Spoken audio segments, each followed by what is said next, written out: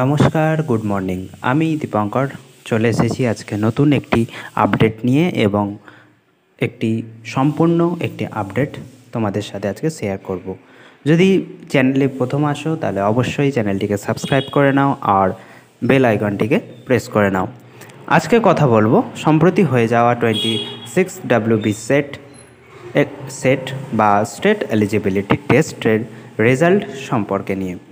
তো আমি কাল রাত্রে মিডনাইটেই একটা শর্টসের মাধ্যমে আমি তোমাদের আপডেট দিয়ে দিয়েছিলাম যে আমাদের ডাব্লিউবি সেটের রেজাল্ট আউট হয়ে গেছে।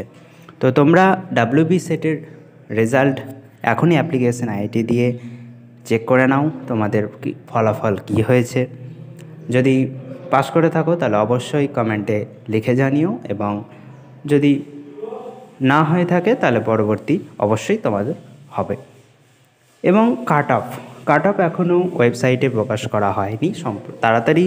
খুব তাড়াতাড়ি ওয়েবসাইটে কাট অফ প্রকাশ করা হবে এবং সেই আপডেটটি আমি তোমাদের সাথে তুলে ধরব।